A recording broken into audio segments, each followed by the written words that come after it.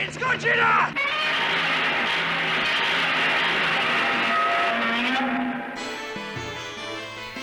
Good evening, geeks, gamers, blessed lunatics, my kids. Welcome back to Legend of Dragoon. Major spoiler alert for this particular game. It has been a fair while since I was on this game. I'm catching up a lot to doing my recordings and actually catching up on editing them and posting them. So hopefully, it hasn't been too long ago since you actually saw the last episode. I know I recently posted the episode where I beat the dragon. That's actually a mantis and the dragoon. So far so good. Yes, okay, so we are headed to a fun side part of the game. Not really a side part, because it is still part of the main game. But we are about to participate in a competition. A competition of warriors. To find out who the strongest in all of Endiness is. And for those who don't remember, Endiness is the world we are a part of. We are in.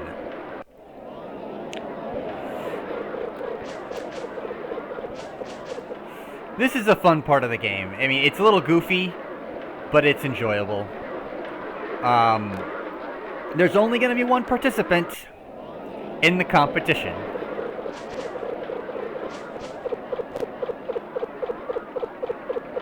Who will it be? Live fast, die young types.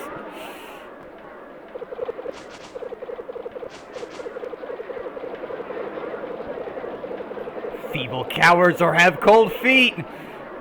She really sells it, doesn't she?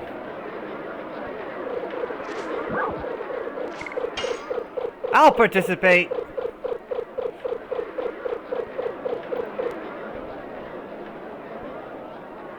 Dart has more kahunas than brains.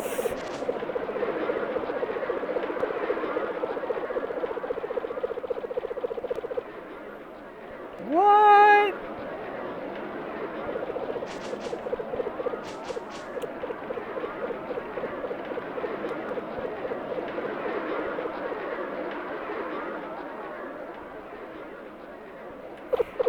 Rose is an anime edgelord. Proof number 7. At some point, and often at multiple points of her character arc, she will say something in the flavor of, "No one can stand against me. I am all-powerful. Tremble in fear at my might. Wahahaha!" Yeah, Rose has confidence, but it's not unwarranted.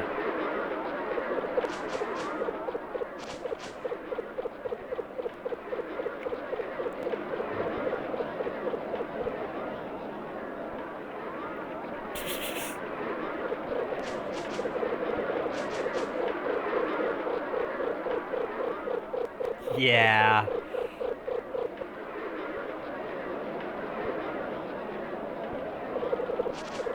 There's some fun characters, but one of the most fun characters is in here.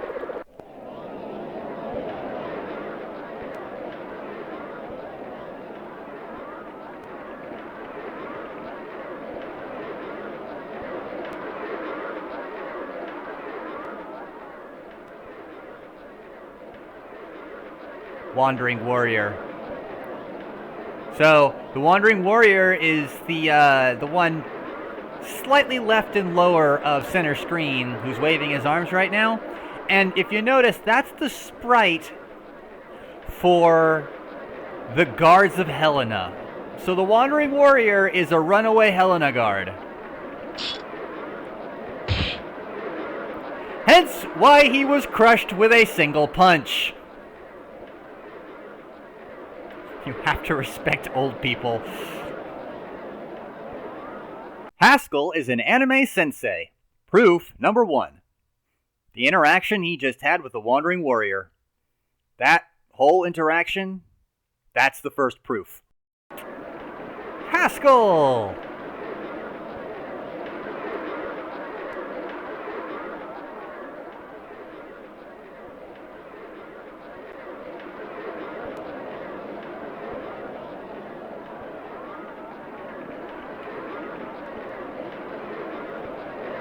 Dart telling Haskell you look even stronger.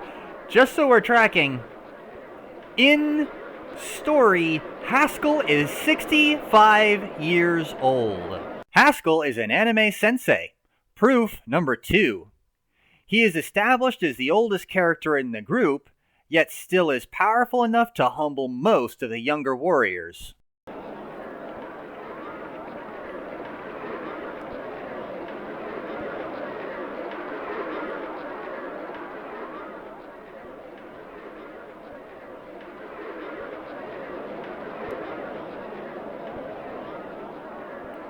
The black whatchamacallit.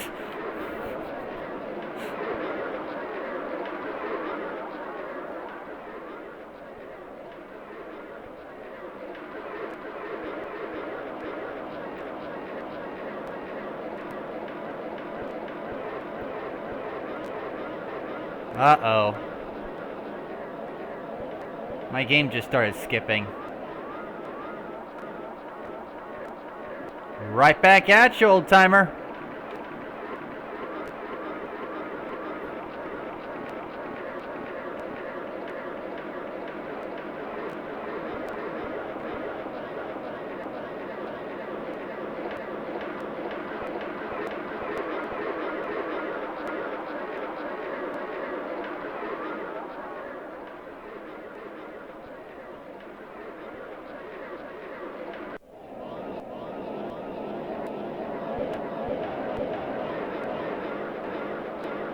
Oh, for the love of all that is good.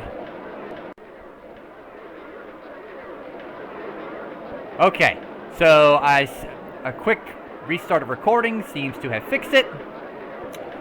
I'm not sure if they actually helped the Helena Guard or if he just died.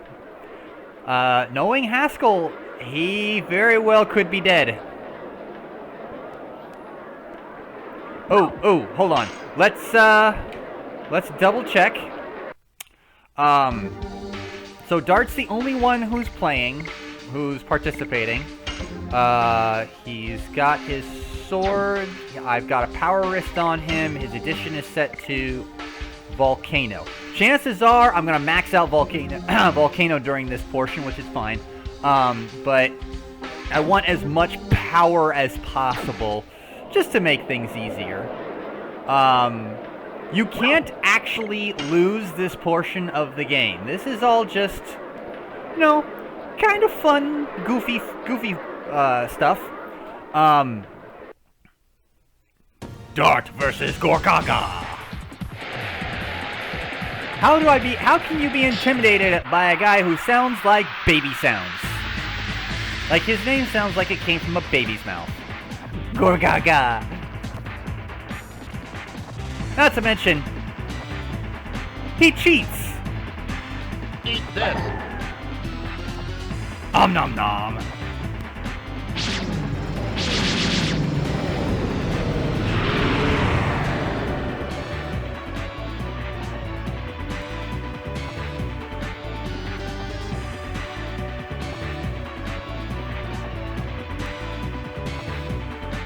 Terrible person who falls into the category of if you aren't cheating, you aren't trying. Go. Not okay. Volcano!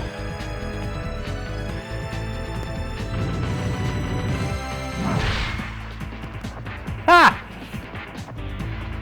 He does less than a third of the damage I do to him to me. Oh. Ha! Even screwing up my addition does twice the damage he does.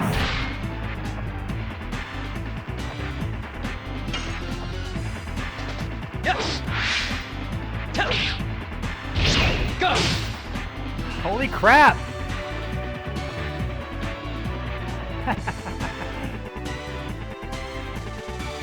Alright, my timing is off. It's been a while since I've played this game.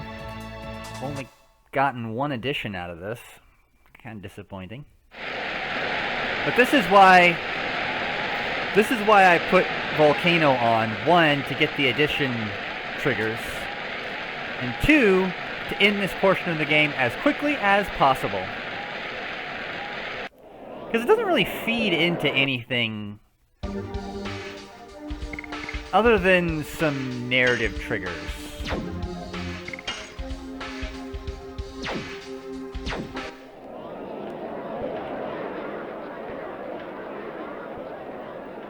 I am ready.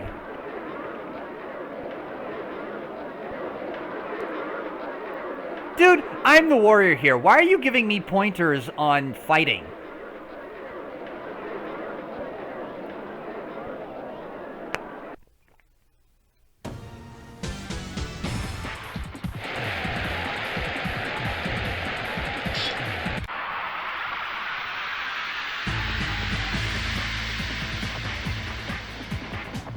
I beat a fat mantis dragon and a dragoon. I think I'm good with these guys.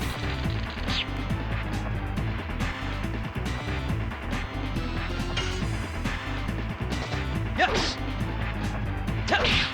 Go. There we go. Volcano.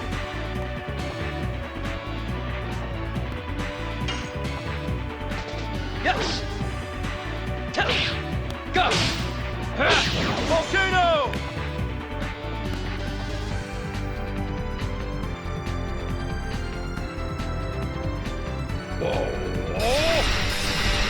Glowing circle!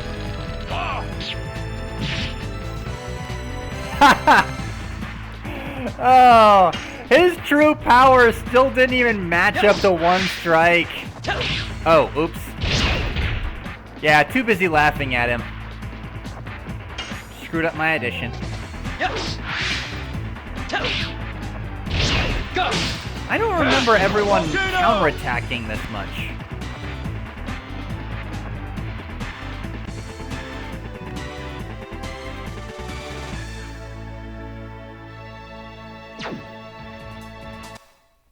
See, that's another reason I want to get through this section quickly, because I don't gain any experience. The only thing I'm doing is buffing my additions.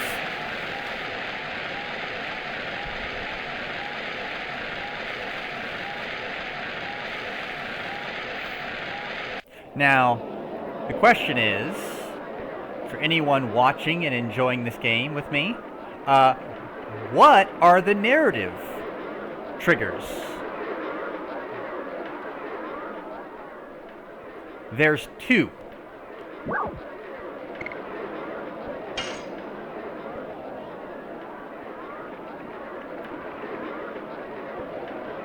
How does the attendant know I have friends upstairs?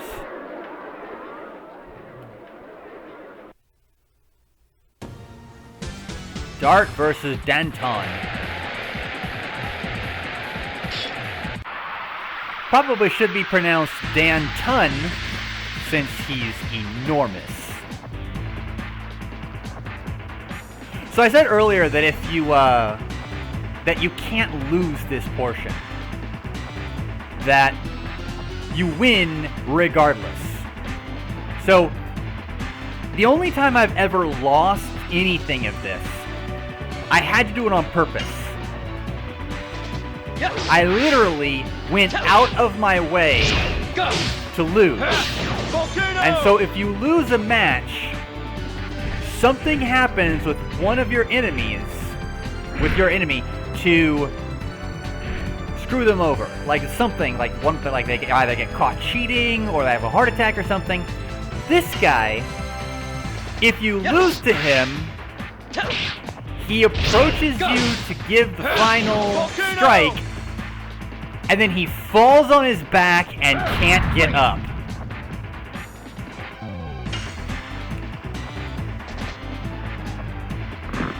Hey, off with you. Oh yeah, I forgot about that. Bring it. No, I'm good back here.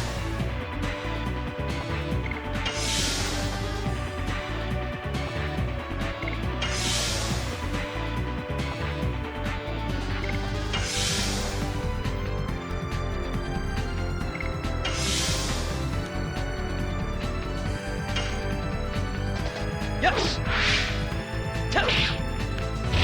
Go. Just gotta wait him out. Volcano. He has ADHD. He gets bored.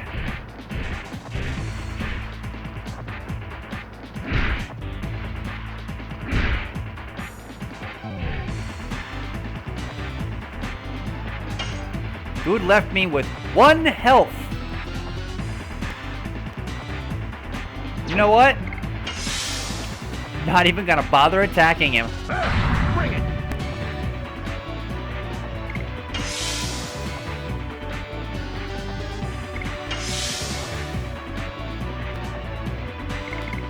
Whoopsie!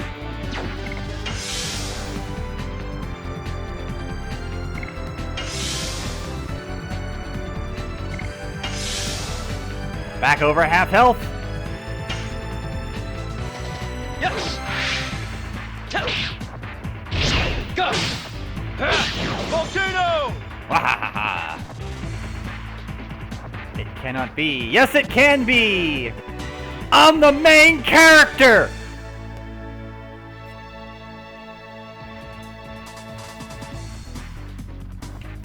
All will fall before my anime hair. Dart is an anime protagonist. Proof number 9. His hairstyle. No, really. I'm completely serious.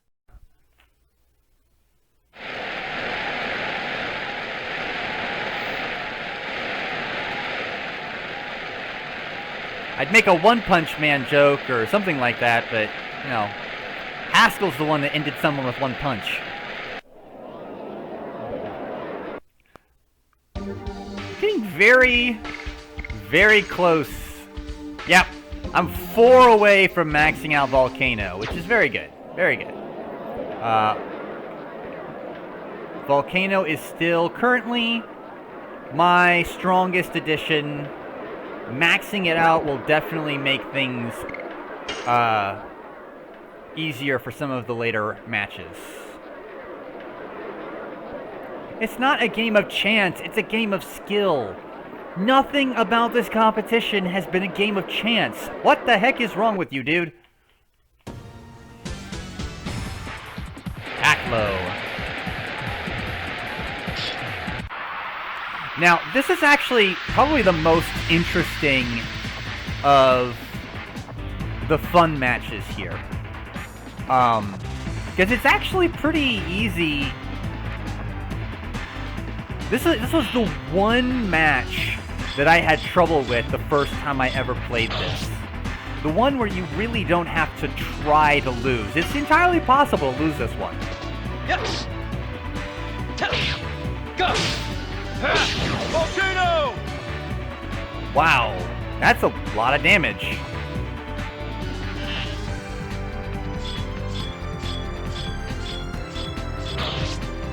Ow, my thigh! Yes. Go. Volcano.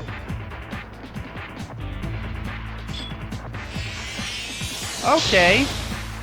I may be setting myself a record here because I don't think I've ever forced him to heal after only 2 attacks.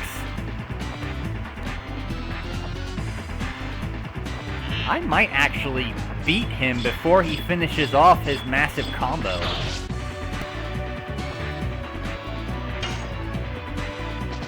Yes. I think I am. Go.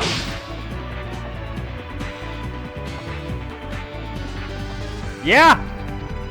So if he finishes off the whole thing, he hits your knee, then your thigh, then your chest, then your head. The next thing he does is this crazy combo where he throws 3 apples in the air, draws an arrow, waits for them to fall, and then shoots the arrow, impales all 3 arrows, hits you, triggers like 5 targets across your body and then blows you back against the stage, and it leaves you with a fear status, which reduces the amount of damage you give and increases the amount of damage you take. Pretty sure I very rarely ever finish him off before he does that combo. But I'm not going to complain. That's not true. I will complain because I didn't finish the last 2 editions, which means I did not max out Volcano in this portion of the game. I still have 2 more edition triggers before it maxes out, and I know for a fact I'm not going to finish another edition before we finish this competition.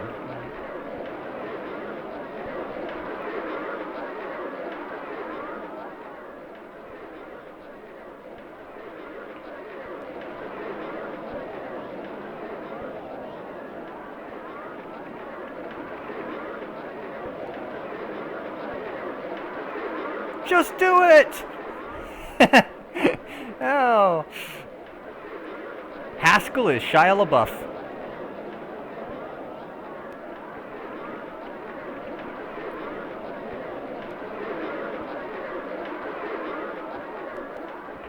And he shall appear.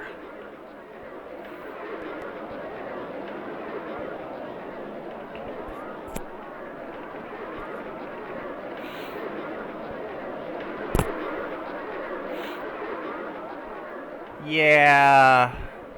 Normal people don't say stuff like that.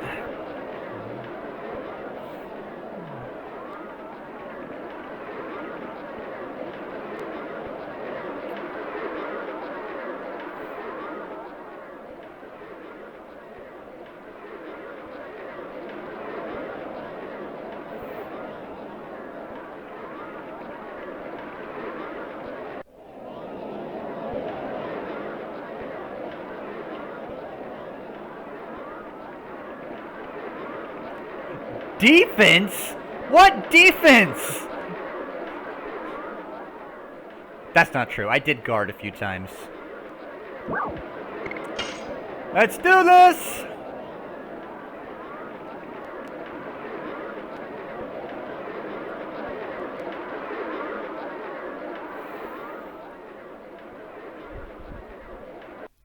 Dart versus Lloyd.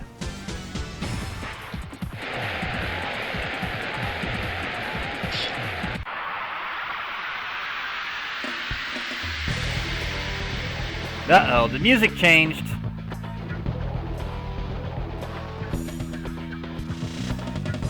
Okay. Losing a match is bad enough. Lloyd, insult to injury. Over here.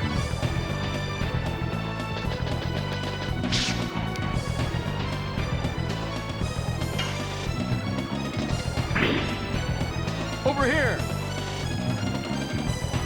Yes. I am not going to hit him once this entire fight, and he mocks me every time. Over here.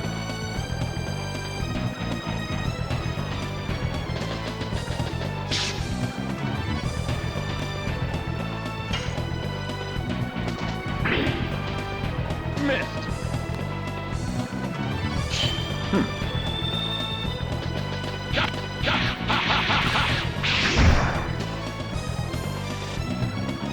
Yep.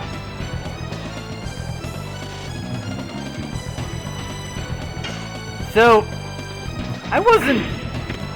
Too slow. No, I forgot he said that.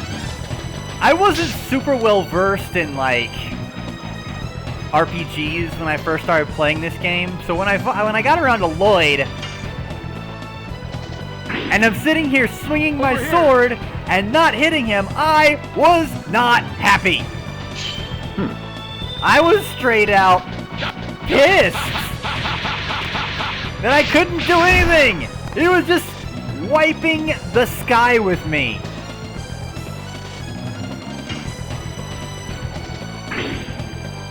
Missed.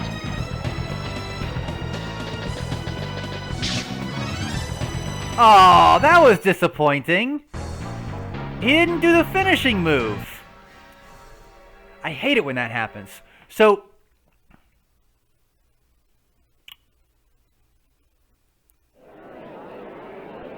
what's supposed to happen is Dart's supposed to go in for the final strike. They both run towards each other. Lloyd disappears. A bunch of strikes fly across Dart, and then he reappears on the other side. A very, very anime end. I hate it. I hate it when you don't get that final strike.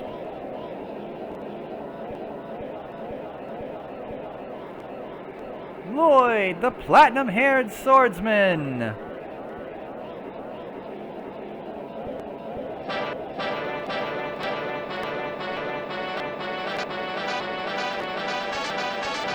It's faulting out.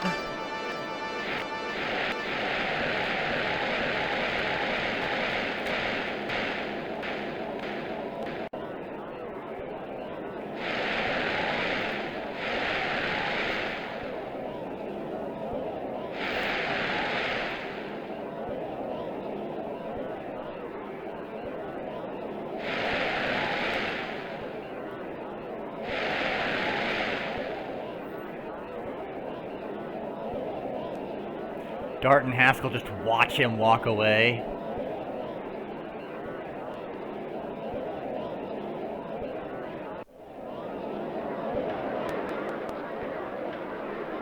Wait, what is Lloyd talking to?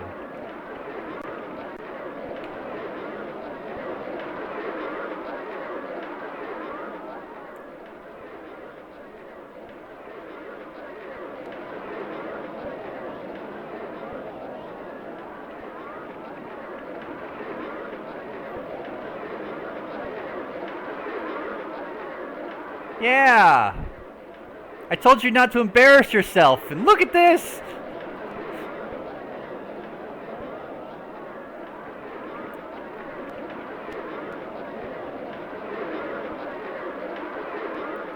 And see, it's at this point that while this word, this phrase, this sentence is true, I know for a fact that Lloyd said it in a mocking, haughty manner.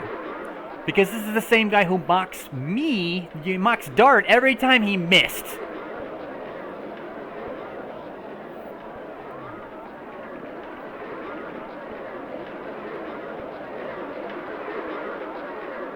Wait, Lavis wasn't around when Lloyd told Dart and Haskell that they'd be stronger, so what?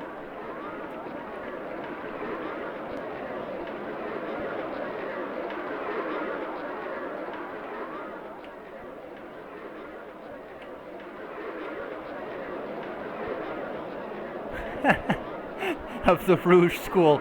Rouge is French for red.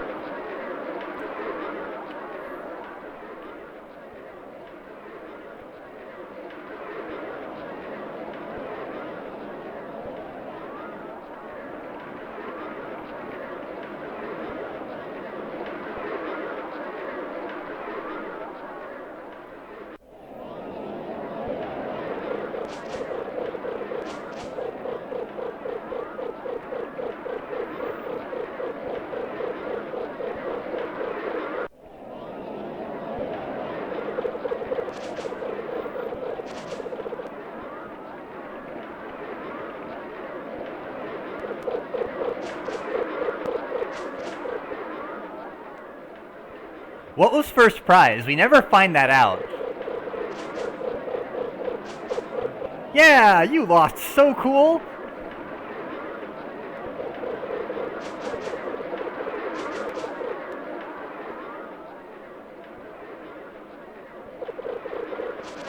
Aw, Haskell's disappointed that nobody watched him.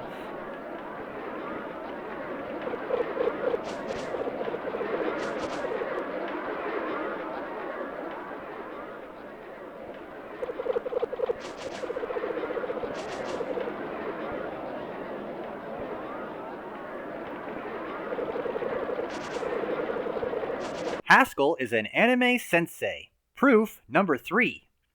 His background includes some great mistake, either personal or in practice of his craft, that he is working to move on from, running from the consequences of, or trying to find something that was lost as a result of this mistake. Yep, Haskell's looking for his runaway daughter.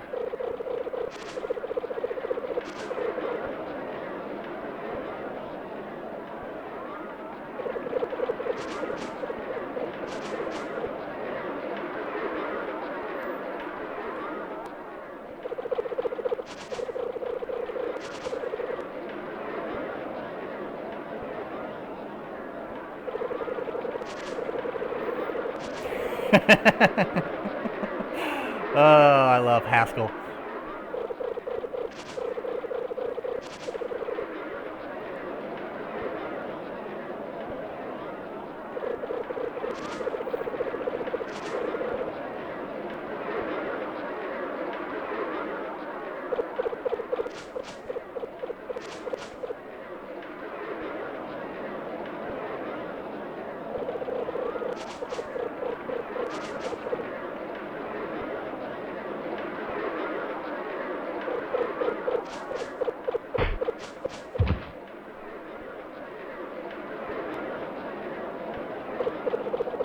Lavitz is an anime best friend. Proof number 6.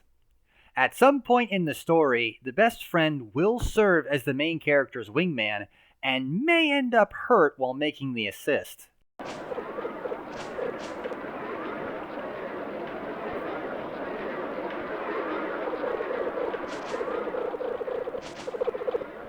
Haskell is an anime sensei. Proof number 4. In the spirit of keeping this list at a PG rating, I'm just going to say that he is a notorious, unrepentant flirt.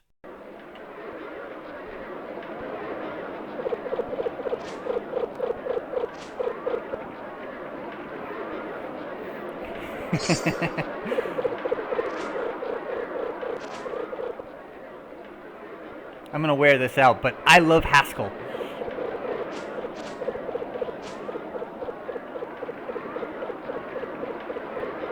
Alright, so narratively speaking, this is a time for Dart and Shauna to hang out a bit and have some fun with each other. And I like to think in canon, of course, it goes that well. And that's exactly what they do. But there's absolutely no gameplay reason to spend time doing silly shenanigans in here. Especially considering that these carnival games are so frustrating. So, you start with 3 tickets, there's a whole bunch of little games, and if you come over here, you can spend your tickets for items.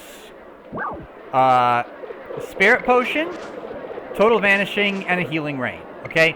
I hate Total Vanishings. I will never use them. I will sell them immediately because they just make enemies disappear.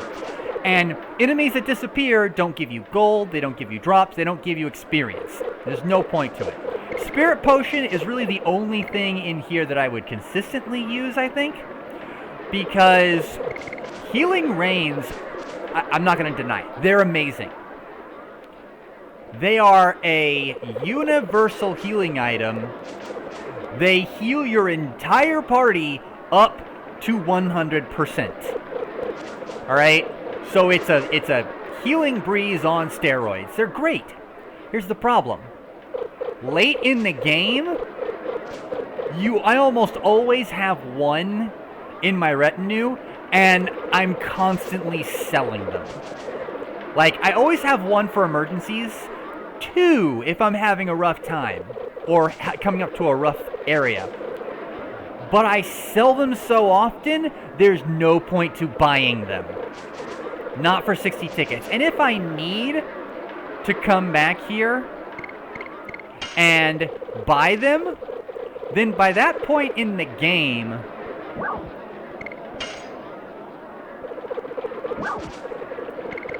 I can just buy the tickets here.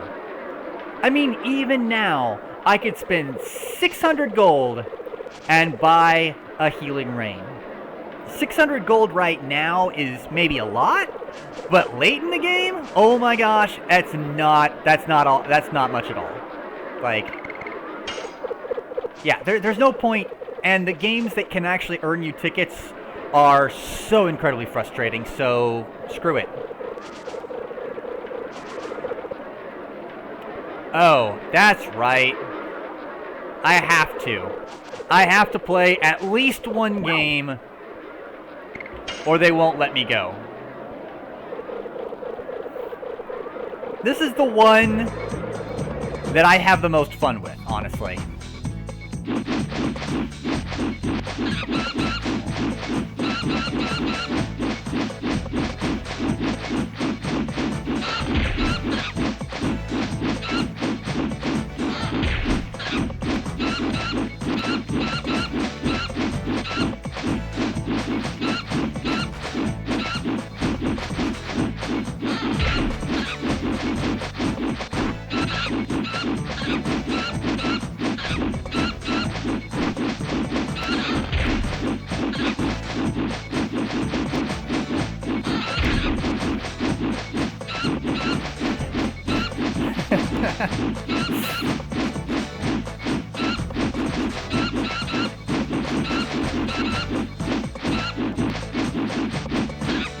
I think this may actually be the best I've ever performed. Yeah, I think this is the best I've ever performed.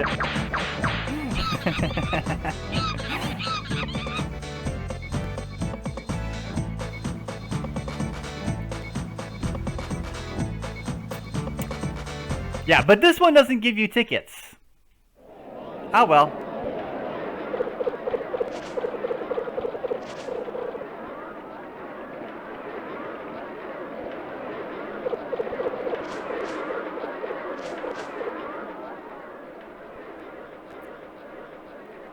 Dart is a dunst.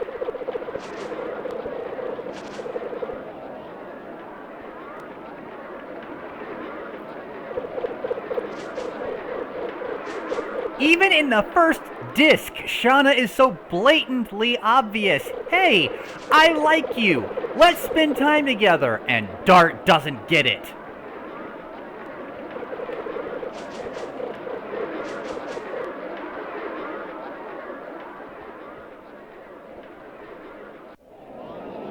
Alright, well, in theory, Lavitz should let us leave now.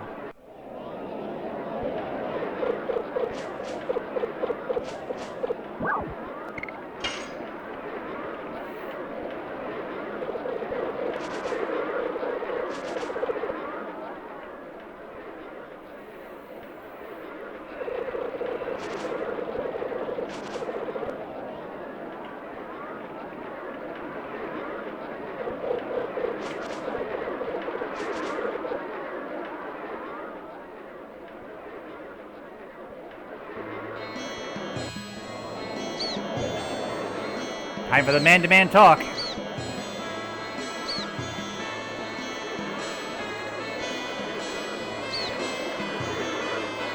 Lavitz is an anime best friend.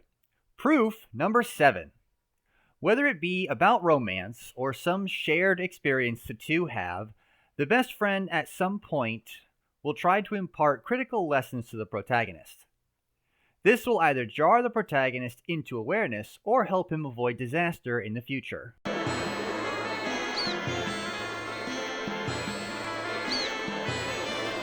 You're missing the point, kid!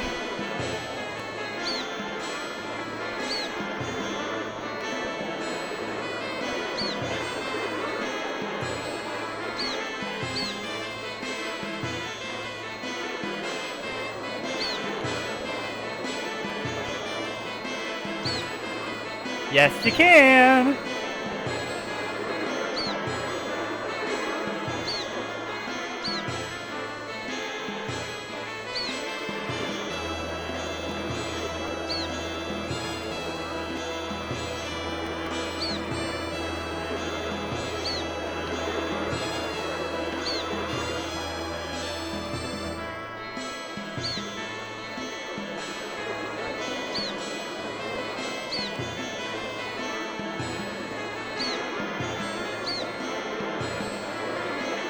good advice.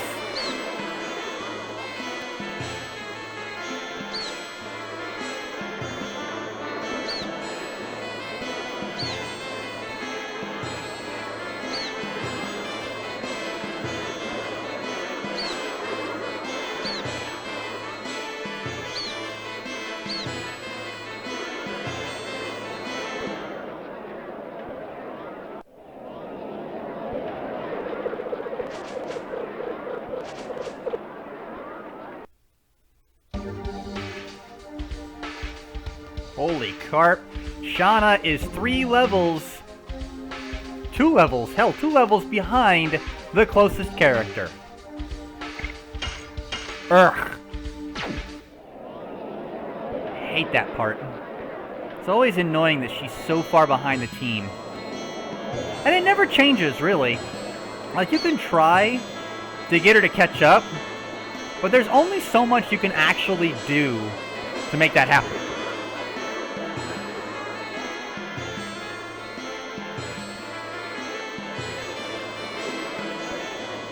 Uh-oh.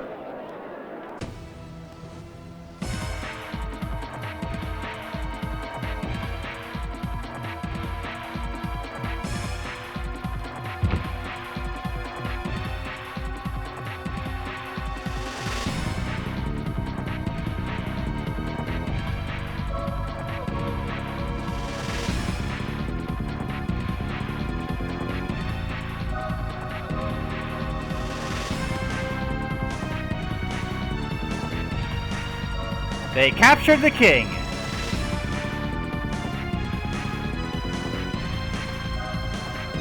Uh-oh.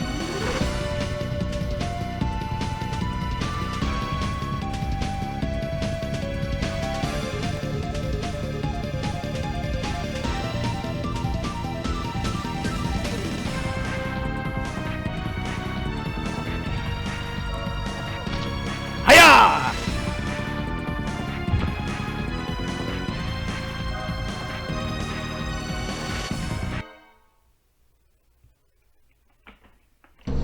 Haskell's kung fu is strong. And we're back to the doctor. You idiot!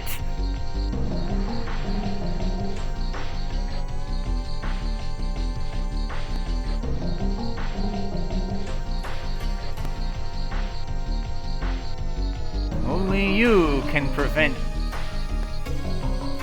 King Death.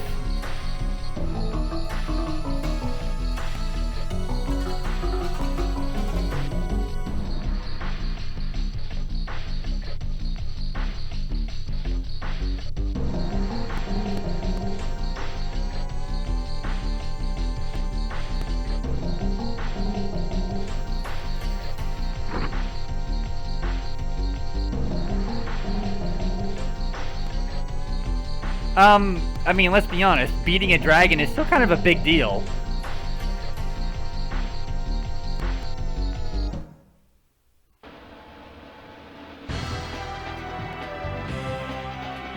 Back to prison we go! We are taking the king back, aren't we?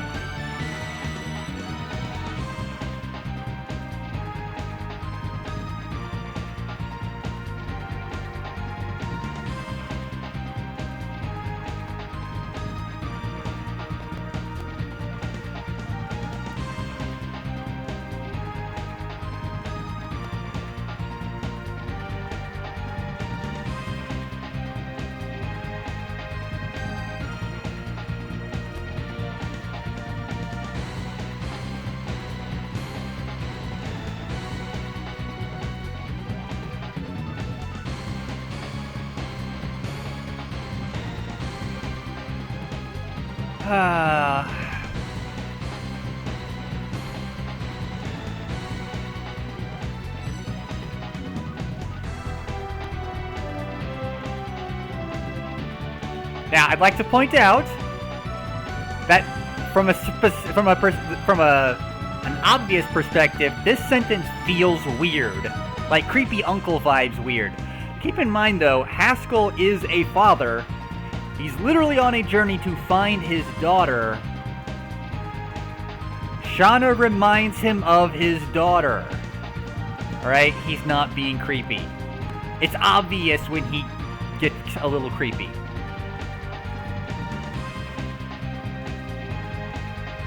As soon as we are ready. We're not heading for Helena yet.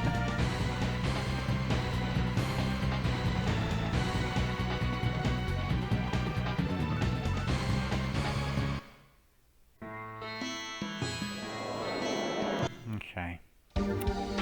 Let's take a look here. I'm pretty sure Haskell's at level 13 right now. Yeah, okay.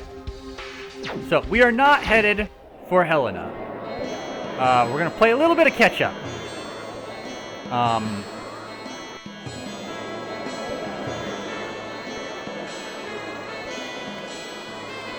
going to give Shauna a bit of a boost, and we're going to grind some things a little bit. I continue to enjoy using Shauna, okay? I'm weird like that. I have no problem using the Archer in a game full of freaking additions.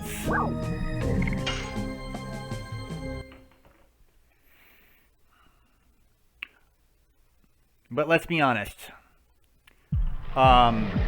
She's incredibly useful and helpful.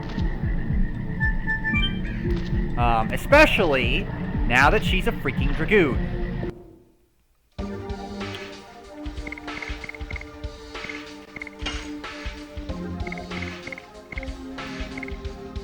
She has the power wrist on.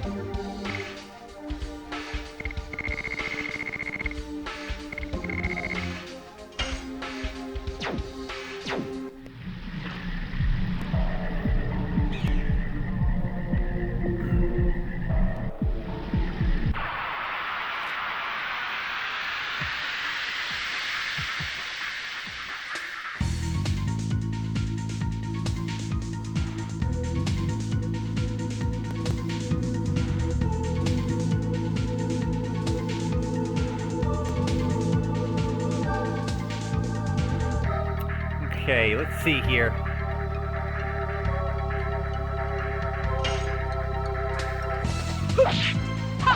Whip smack! Holy snap!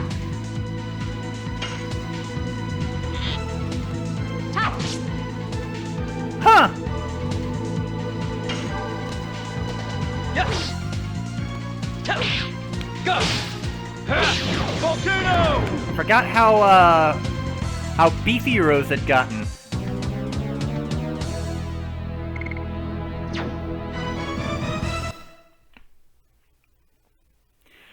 Yeah, it's actually not going to take me long to buff Shauna up to an acceptable level of catch-up, I think. Especially at Shrine of Shirley.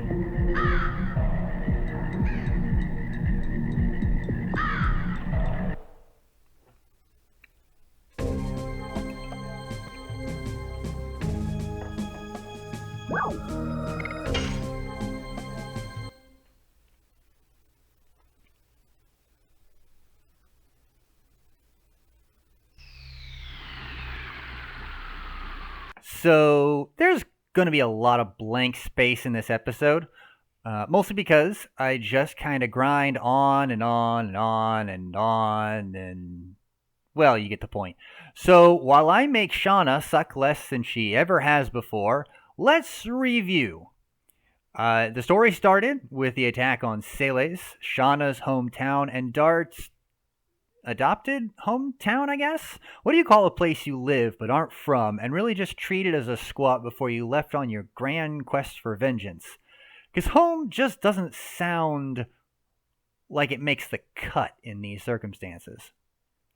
Anyway, the town was attacked by Imperial Sandora, one of the two rival kingdoms existing on this continent of Serdio. And the reason this empire attacked an out-of-the-way backwater town was to find and capture Shauna. Why? We don't know yet. That's one of the main plot elements that we haven't cleared up. But when she was captured, the Imperial commander put a crystal sphere between Shauna's forehead and the moon, causing light to spill from Shauna's forehead. All this is happening conveniently right before Dart, our sort of protagonist, returns to Celes after 5 years being away, which he almost never finishes that journey, since Fairbrand, the green-tusked Preger Mantis, attacks him in the forest. He only survives as a result of the timely interference of a dark and skilled stranger.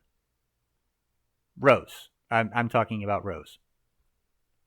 After discovering Shauna's abduction, killing some bad guys, and helping the townsfolk of Celes be not dead, he makes his way to Helena Prison to rescue his lady friend. So he breaks in, causes a whole bunch of ruckus, kills a bunch of guards, and then runs headlong into Lavitz Slambert, commander of the First Knighthood of Basil, that's the second and original kingdom on Serdio. Both Sandora and Basil used to technically be the same kingdom, but there was a split.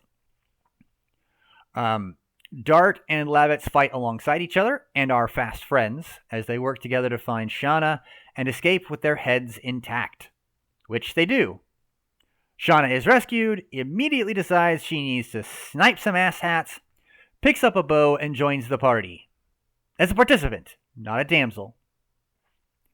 On the way out, the trio fights Sir Frugal, head warden of Helena and the commander who ordered Celes destroyed. Apparently, Emperor Dole only needed them to abduct Shauna and had no interest in the town. Frugal's name is still on Dart's hit list, since he survived the first boss battle. So don't expect Frugal to survive till Disc 2. Sadly, we learn nothing more about the why of Shauna's abduction, so now they run and make a birdline for Bale, the capital city of Basil. En route, we have a few story beats. In the plains, we learned that... Was it the plains? Yeah. Apparently, Dart has been traveling in search of a creature known as the Black Monster. Very little is known about the Black Monster up to this point, but the creature attacked Dart's original hometown of Neat and left Dart as the only apparent survivor. Shauna is just now learning this because everyone in her life thought she was too young to hear it. Why you have to be 18 to learn that your fantasy world is populated by monsters, men who may as well be monsters, and disaster waiting around every corner, I don't really know. We also learn that the war between Imperial Sandora and Basil was triggered when Sandora acquired a freaking dragon. Or what they tell us is a freaking dragon, which shifted the balance of power in their favor, as dragons do. Also en route to Bale, and at the conclusion of our party's little trek through the limestone caverns, we fight and defeat Urobolas, a giant freaky snake monster. This is important, since when said snake tried to snack on Shauna, crazy lights exploded from Shauna's forehead, and Urobolas just blew up. So yeah, there's a lot more to Shauna than we understand yet. I wonder if that will be important at some point. Lots of stuff happens in Bale. The trio meets King Albert, a friend and basically student to Lavitz. And while they're there, Dart takes the time to ask a question of First Minister Noishi, specifically what the minister knows about the Black Monster, explaining how his home was destroyed by the beast 18 years ago. Unfortunately, Noishi knows very little about the creature. No one really knows anything about the creature, but shares that it is a being that denied the great existence and is known for devouring the god. Which god? The god, apparently. He doesn't really elaborate. He also says that the Black Monster first appeared almost 12,000 years before this time. A timeline the king points out puts it just after the end of the Dragon campaign. With nothing else to tell Dart, Noishi recounts the tale of the Dragon campaign, which is kind of a big hit point in the story and the world building. So the world at the time was ruled over by a race called Winglies. And they used everyone and everything as slaves. The enslaved races became angry because, they were treated as slaves are treated. And when a human ruler, Emperor Diaz, used that collective anger to unite the races, a giant war against the Winglies started, i.e., the Dragon Campaign. Now, 7 incarnations of dragons served the Emperor and led the fight in the war. They were basically the giant trump cards, or, the tip of the spear, the vanguard. The warriors to inspire everyone to take the fight to the bad guys. Eventually, the Winglies were defeated.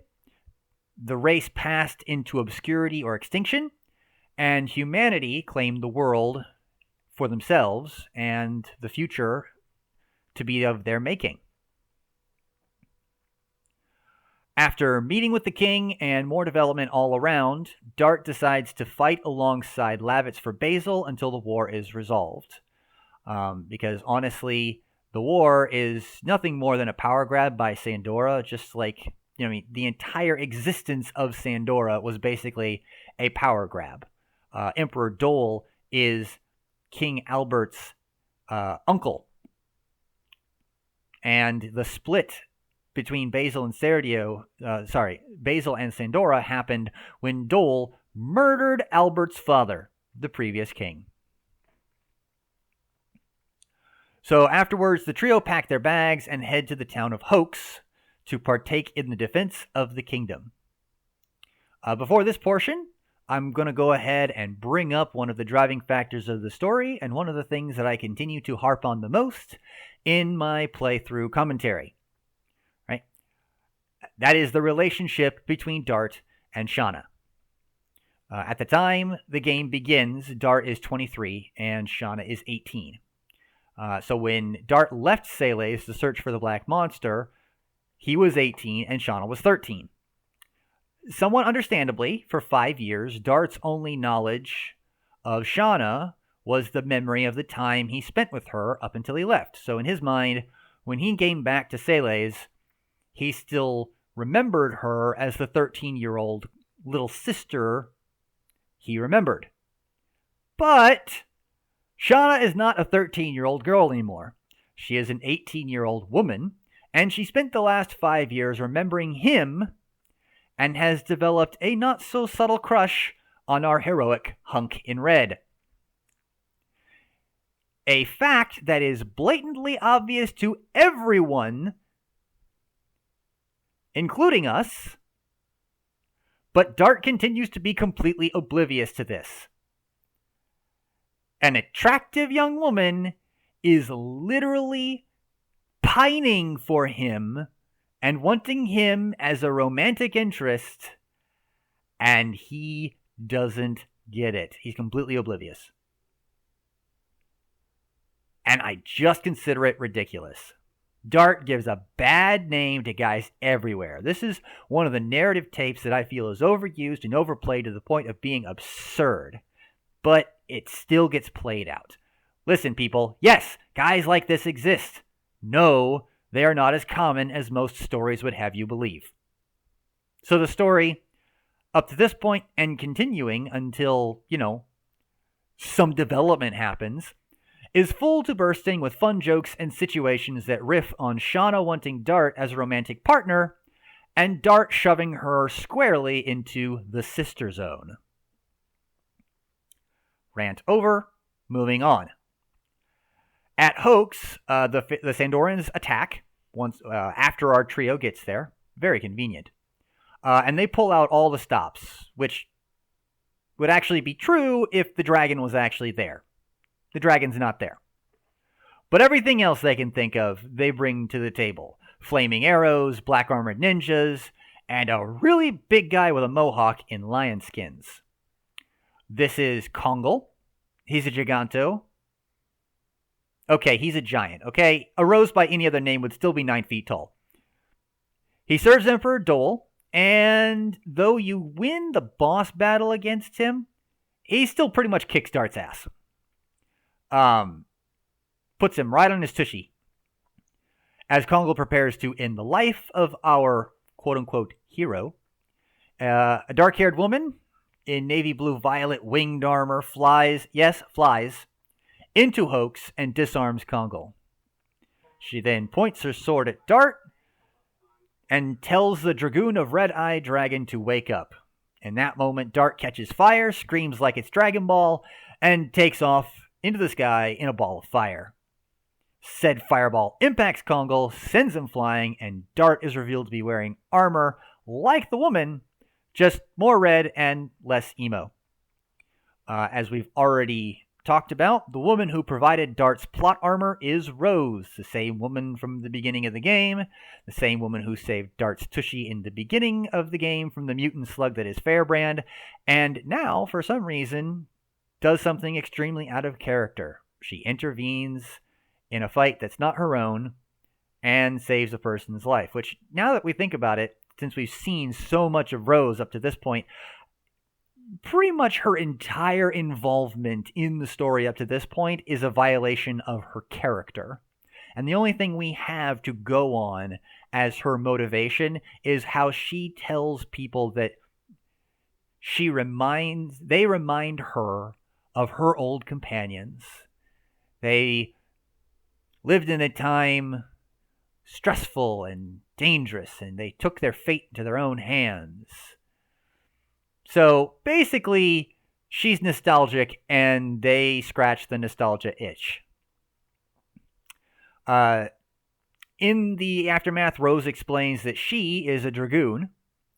The Dragoons are the incarnations of dragons that served Emperor Diaz during the Dragon campaign and have the power to command and control dragons.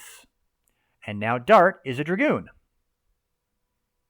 Rose joins the team and adds an intense amount of cynicism and morbidity to the plotline.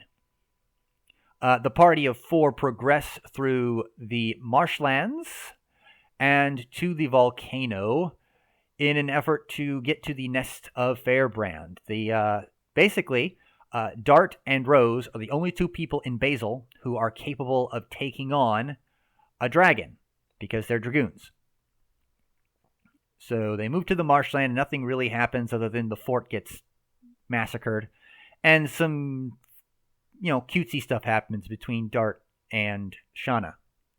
In the volcano, we have a bit more development. Volcano Velude has a portion where Shauna breaks away from the rest of the team, mutters something about hearing a voice that it's calling to her, and then she bolts off screen. When we catch up to her, after her freakout seems to have resolved, she is standing in front of what looks like a stone statue, but is actually an injured Virage. I don't know how to pronunciate it, but it's something, Virage. Virage. The Virage is an ancient creature that was used by the Winglies in the Dragon campaign as an alternative to the dragons. As humans used dragons, Winglies used Virage. And there's some questions here. Like, was the Virage really actually calling out to Shauna? Why?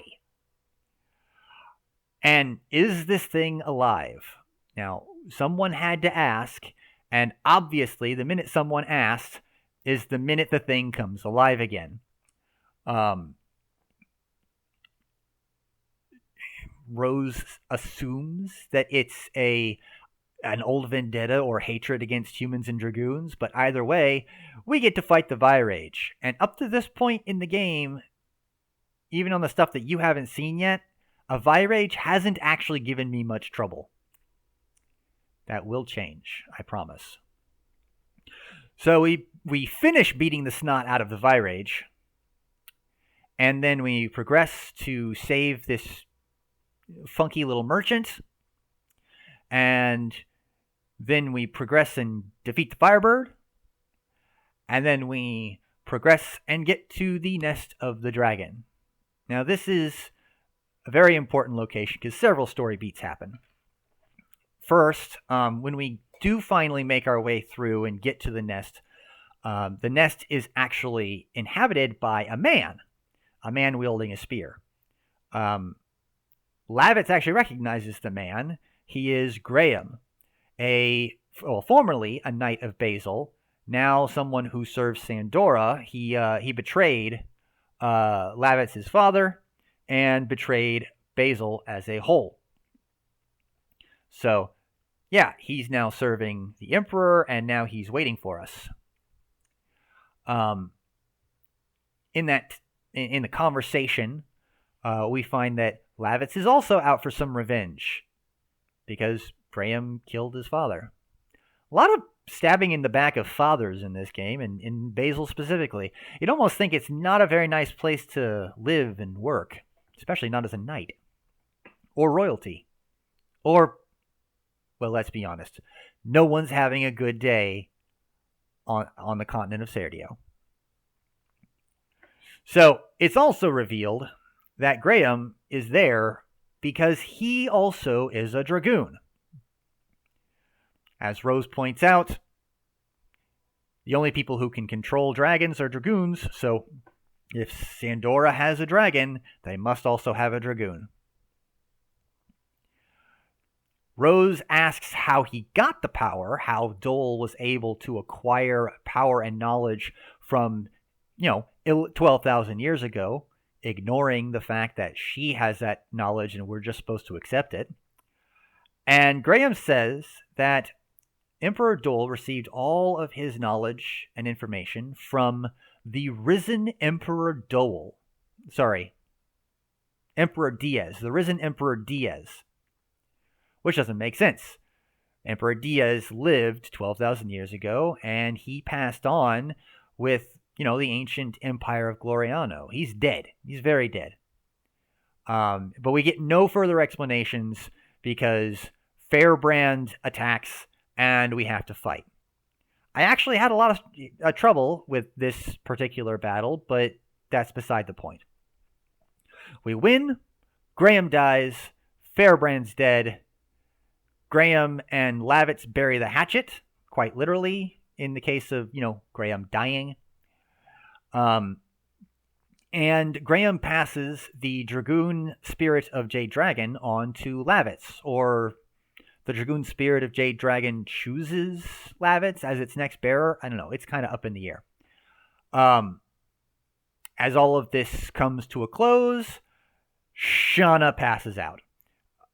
So, apparently the forest, the nest itself was, teeming and flowing with the dragon's poison. And Shauna, being the only member of the team now who's not a dragoon, and, the one with the least vitality, apparently, there's that, misogyny coming back in this game, was the one to be affected the most by it. There's actually more of a reason, but I can't really talk about that until we get much later in the story.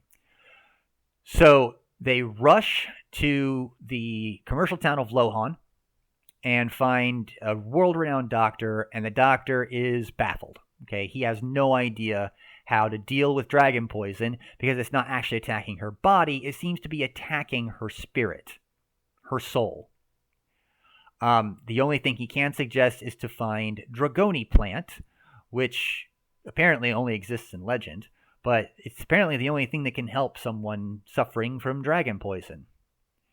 So, Dart, Rose, and Lavitz go in search of Dragoni plant, run into the merchant we saved at Volcano Vilud, and a old book suggests that Dragoni plant is in some crazy shrine past the crazy plant. So, we basically steal a jar from a traveling merchant. Don't worry, he gets us back later. And we go fill it up with fresh, pure water, splash it on the balloon plant, and we free up space, or free up a path to the Shrine of Shirley, or how I referred to it earlier as Shirley's Temple, which I still think is funny. At the shrine, we find a whole bunch of chests that have nothing in it, except, insults. A whole bunch of crazy traps and, things set in order that we can't progress, and the result of all of our searching and meandering is to get to the back of the shrine and run into Drake the Bandit, who thinks we're there to steal all of his treasure, which, to be honest and to be fair, if there was treasure in any of those chests, we would have taken it. That's the way RPGs work. But the reality is we are just looking for the Dragoni plant. That's our mission. He doesn't believe us. He attacks us. Boom, we have a boss battle. It's actually pretty fun, but it's nothing really hard to sneeze at. But after we beat him and he's lying on the ground dying, a ghost appears. Literally, a ghost, a spirit, a disembodied woman. She tells us off. What the hell are you doing disturbing my peace? We swear up and down that we're just looking for Dragoni plant. And Rose has this weird conversation with the spirit lady, asking if the spirit remembers Rose, because apparently Rose knows the spirit. Her name's Shirley, by the way, hence Shirley's Shrine of Shirley. And Shirley talks about how Rose has been on her painful quest since that time. Lots of vague words. So we know for a fact that Rose has a greater purpose than just following nostalgia itches around. But we still don't know what that is. We'll figure it out later. Shirley also makes an offhanded comment about how dragons are still clinging to existence. Sadly, Shirley does not have Dragoni plant in the shrine, but she does, ironically, no, not really ironically, she does, conveniently enough, possess a Dragoon spirit. The Dragoon spirit of the white silver-winged dragon is filled with healing magic. So, she can give us the Dragoon spirit, which can then be used to heal Shauna. But she's not just going to give it to us, she has to test us. And we go through a sort of boss fight where she asks us a bunch of questions and peers into our heart and, tests our resolve and our capability. And it's really, really easy. It's really typical moral dilemma RPG stuff. So we get through that fine. Obviously, amusingly enough, Shauna is actually in Dart's heart. Shirley literally says, Dart, bare your heart to me. And what's in his heart? Freaking Shauna. So once again, dude is oblivious as hell. He knows it in his heart, but he doesn't actually know it in his head. Idiot. Anywho, we pass through everything, and we pass her test, and she gives us the spirit. We use the spirit to heal Drake, which is hilarious because you'll see him, you probably can see him now, running in little circles in that little oval where he fought us. He's going to spend the rest of eternity wandering in that same 25 by 15 foot oval. That is a dreadful existence. And hilarious to boot. So, with Dragoon spirits in hand, we rush back to Lohan, and we go to Shauna, put the Dragoon spirit on her chest, and are ready to pull out our own Dragoon spirit to draw out the magic that is in the Dragoon spirit of the white silver-winged dragon, when, boom, it starts shining on its own. Shauna drew out the power of the white silver-winged dragoon, and she is now a dragoon. Now, everyone's a little surprised that she can wield it. Rose, most of all. Like, the lady believes in fate to an extreme, and yet she can't handle this coincidence. But you'll notice there was a change in music during the Shine portion. I wonder if that has anything to do with, future storytelling. Anywho, with the doctor finding out that we are the ones who killed the dragon, he acknowledges that we may very well be able to compete for strongest in the world. And he sends us to the hero competition, which you just saw in this episode, where we met Haskell and where we met this asshole named Lloyd. And now we are preparing to go deal with the next big problem, and that's the fact that Sandora attacked Bale, the capital city of Bale, and King Albert surrendered himself to the forces in order to prevent this city from being sacked. And so Albert was taken to Helena Prison, and that means we are headed back to Helena Prison to rescue King Albert, and probably to put a very final end to our dear, cruel Sir Frugal. Told you he wouldn't make it to the second disc. But that is where our story is at this point. Fun so far, right? So much more story left to tell. Anywho, let's get back to the action. Oh! Wrong one! Punch! Yeah. That strongman's gonna escape at this rate.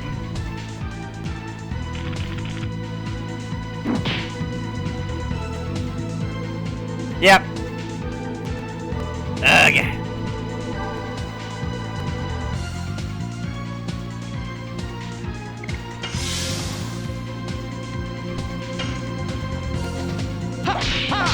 Double punch!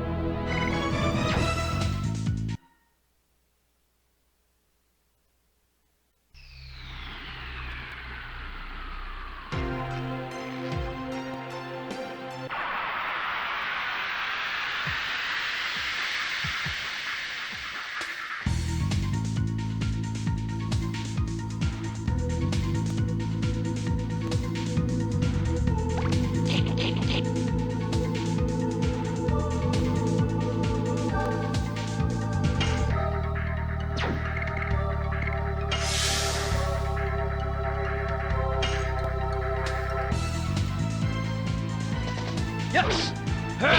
Double slash!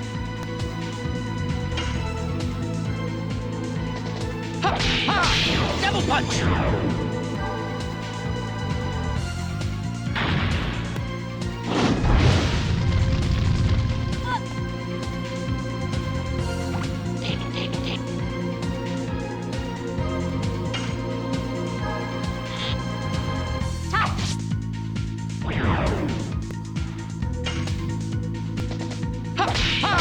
Double punch!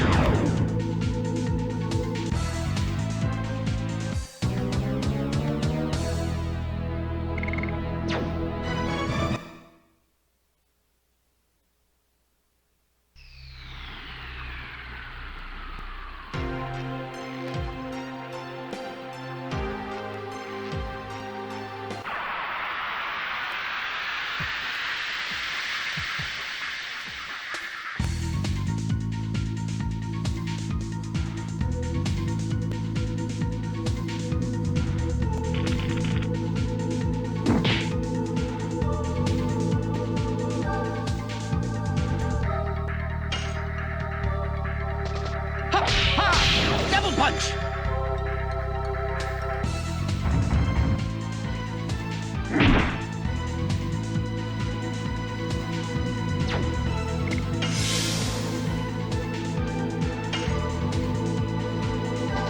Yes!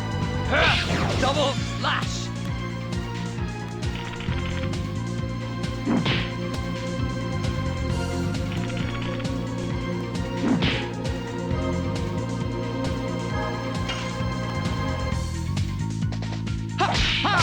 Double punch!